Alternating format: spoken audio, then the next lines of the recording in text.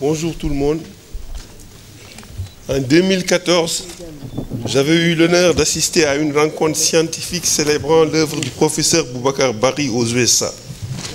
C'était lors de la réunion annuelle de African Studies Association of North America dans la ville de Indianapolis, où le prix Distinguished Africanist Award lui avait été décerné.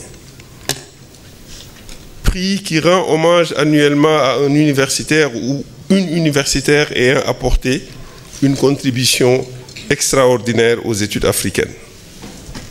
En 2017, j'avais également assisté à une rencontre célébrant son œuvre dans la ville de Denver, au Colorado. Cette fois-ci, c'était la réunion annuelle de l'American Historical Association qu'il avait nommé membre honoraire et organisé plusieurs panels pour discuter de son œuvre. Martin Klein, Steve Howard, Paul Lovejoy, Mohamed Mbodj et d'autres grands historiens de l'Afrique avec qui il entretient des liens d'amitié intellectuelle depuis plusieurs décennies étaient présents. Je me doutais bien que l'UCAD ne ferait pas moins. Juste qu'au Sénégal, les choses prennent plus de temps à se réaliser.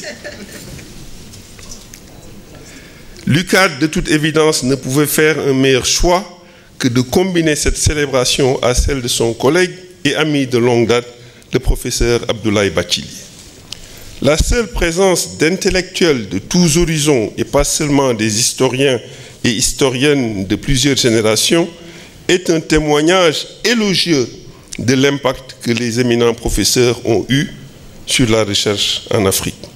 Leurs prestations, comme on l'a dit et répété, ne se limitent de toute évidence pas seulement à leur campus ou leur pays de résidence, puisqu'ils ont enseigné et donné des conférences ailleurs en Afrique, en Europe et en Amérique et ont été publiés dans plusieurs langues. Je voudrais saisir l'occasion qui m'est offerte à ce forum pour rendre hommage aux historiens et historiennes de l'Afrique, au-delà même des deux professeurs dont nous célébrons la vie et l'œuvre. Ma formation est en sciences politiques, discipline que j'ai enseignée pendant les 20 premières années de ma carrière, d'abord au département de sciences politiques de l'Université Gaston Berger de Saint-Louis, puis à la School of International and Public Affairs de l'Université de Columbia à New York. Mais les mentors qui m'ont marqué depuis mes études doctorales en France sont les historiens et historiennes de l'Afrique.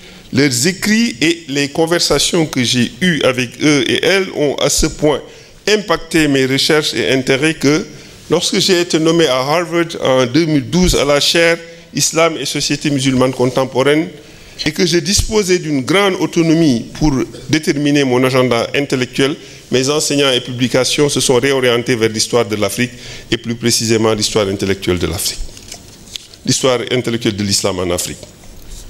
À tout seigneur, tout honneur, permettez-moi de rendre hommage à la doyenne des historiens et historiennes africains ici présents. J'ai nommé le professeur Catherine Kockry-Vidrovitch. Il y a 33 ans,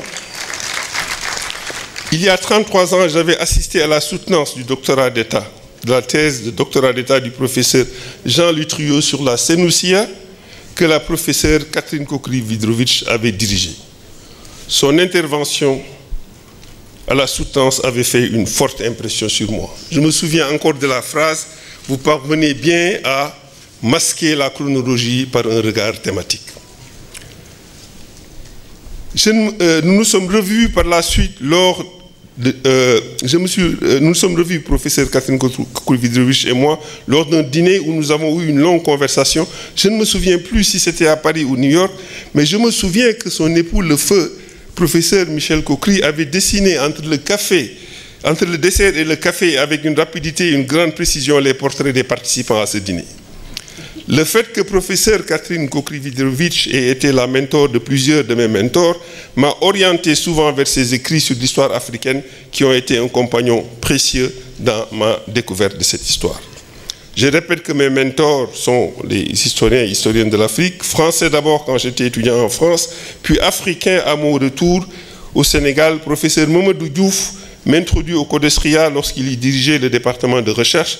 Le Codestria a été le forum où j'ai commencé à fréquenter les intellectuels africains de tout le continent, y compris bien sûr les professeurs Boubacar Bari et Abdoulaye Bathily qui font partie des fondateurs. J'étais très fasciné par les projets de souveraineté épistémique et panafricain portés par le Codestria. J'enseignais la science politique à l'université Gaston Berger et à mes heures perdues, je recensais les écrits en arabe des lettrés musulmans, mais seulement en conversation avec les arabisants et islamisants. Mamadou Diouf et Ibrahima Sall m'encouragèrent à inscrire le débat sur l'érudition islamique dans l'agenda des discussions sur les sciences sociales. Dans le cadre d'un projet de recherche soutenu par le Codestria, j'ai pu énoncer ainsi dans un livre vert, selon le jargon du Codestria, intitulé « Intellectuel non neurophone », l'hypothèse que la prise en compte de la bibliothèque islamique enrichirait considérablement le débat sur la production du savoir en Afrique. Cette idée a séduit le comité de recrutement qui m'a nommé à la chaire Islam et Société musulmane contemporaine à Harvard et mis à ma disposition de gros moyens pour poursuivre cette piste de recherche. C'est lors d'une réunion du Codestria que j'ai fait la connaissance du professeur Boubacar Bari en 1993. Il me proposa spontanément une relation de mentorat en lisant ma thèse de doctorat et me donnant des conseils en vue de sa publication. Une telle générosité m'avait frappé, car je sais que les universitaires ont suffisamment de pain sur la planche dans leur campus. Personne ne saurait leur reprocher de ne pas consacrer du temps à des chercheurs qu'ils n'ont pas formés. Grâce à ces conseils, la thèse, bien que soutenue en France et en français, fut publiée plus tard en anglais sous le titre de Muslim Modernity in Post-Colonial Nigeria pour être accessible au public anglophone nigérian. Je fus invité chez lui avec Omar Tatamli à dîner. Et le professeur Bari me présenta son épouse, Aïda Sow, qu'elle repose en paix, et sa fille Souadou Bari. C'était le début d'un mentorat et d'une amitié intellectuelle qui dure depuis plus de 30 ans et qui a souvent orienté ou réorienté mes recherches, comme je le démontrerai plus tard. Je sais que je ne suis pas le seul chercheur qu'il n'a pas formé, mais à qui il a généreusement consacré son temps et prodigué des conseils. Il est rare de trouver un livre sur l'histoire de la Grande Sénégambie en anglais, publié aux États-Unis au cours des dernières décennies, où l'on ne trouve pas des remerciements adressés à professeur Boubacar Bari. Pendant les 20 premières années où nous nous sommes fréquentés, j'ignorais que d'autres liens confirmant ces hypothèses sur la Sénégambie des peuples nous liaient. Lors d'une discussion avec un de mes neveux du nom de Mamadou Aliou Bari, j'ai appris que lui, mon neveu, était un oncle du professeur Boubacar Bari. Ma sœur aînée avait été l'épouse du dernier Almami de Guinée et ses enfants sont directement apparentés au professeur Boubacar Bari. Si le Codestria m'a permis de connaître les professeurs Bari et Bathily, il y a un autre forum intellectuel où j'ai eu souvent l'occasion de les fréquenter et de continuer la conversation avec eux. On a déjà mentionné ce forum, et dans ce forum où j'ai rencontré souvent des chercheurs intellectuels, artistes, etc., la sauce feuille du mercredi, tout ce que je peux dire, c'est que la viande est tellement tendre, et ça, que vraiment elles font à la bouche, et ça, on n'a pas encore dit. Alors, le professeur, donc cette sauce feuille était l'opportunité de rencontrer des chercheurs de tous les horizons et l'occasion d'accumulation de capital culturel. J'y ai souvent trouvé le professeur Bathily. Ces rencontres étaient donc l'occasion de discuter avec eux sur leur production intellectuelle. Mais la générosité des deux professeurs à mon égard dépassait ces échanges informels. Ils ont tous les deux accepté d'intervenir dans le cadre d'un cours délocalisé que j'ai enseigné tous les étés à des étudiants de Harvard ici à Dakar. Le professeur Fatou Sow aussi, merci. Intitulé « Belief, Culture and Society in Francophone Africa », ce cours avait pour objectif de donner aux étudiants américains l'opportunité de découvrir le Sénégal et d'interagir avec des universitaires basés ici, dont les écrits leur étaient assignés. En dépit de calendrier extrêmement chargé, professeurs Boubacar Bari et Bathily ont donné des cours dans ce programme. Lorsque j'ai entamé mes recherches sur la bibliothèque islamique, je mettais l'accent sur les écrits en arabe, mais lorsque j'ai présenté Au-delà de Tombouctou, qui est une synthèse de l'érudition islamique en Afrique de l'Ouest, le professeur Bari a attiré mon attention sur le fait que les langues africaines n'étaient pas explorées dans cette synthèse. Fort de ce conseil, j'ai pu mobiliser des étudiants et jeunes collègues autour de ma chaire à Harvard Pour explorer le rôle de ces langues, nous avons pu ainsi examiner une littérature érudite substantielle en adjami, en langue africaine, dans le volume suivant, intitulé « Érudition islamique en Afrique, nouvelle piste de recherche ». Nous pûmes ainsi remettre en cause le postulat d'hiérarchie linguistique dans l'érudition islamique en Afrique, en d'autres termes que la langue arabe était supérieure aux langues africaines. Certes, des études sur le ourdou, le turc ottoman et le persan ont mis en évidence une littérature ajami élaborée dans ces langues, mais dans l'étude de l'ajami africain, l'idée reçue était qu'il servait essentiellement d'outil de vulgarisation des connaissances islamiques, idée que notre groupe de recherche a remis en cause.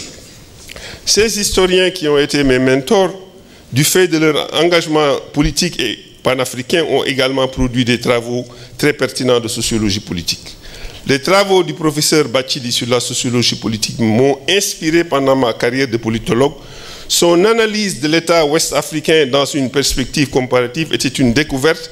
Ni dans les écrits des politologues, ni dans ceux des anthropologues, je n'ai trouvé un exposé aussi élaboré des formes et transformations des communautés étatiques en Afrique de l'Ouest.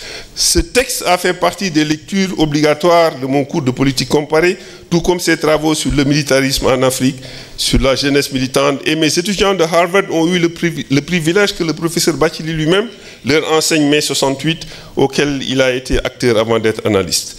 Donc le choix ne pouvait être plus judicieux que de célébrer les deux professeurs ensemble, car ce n'est pas seulement plus de 50 ans d'amitié et de collaboration qui les lient depuis l'IFAN, ils font partie des pionniers dans l'écriture de l'histoire africaine par les Africains, en témoigne leur contribution notamment à l'histoire générale de l'Afrique.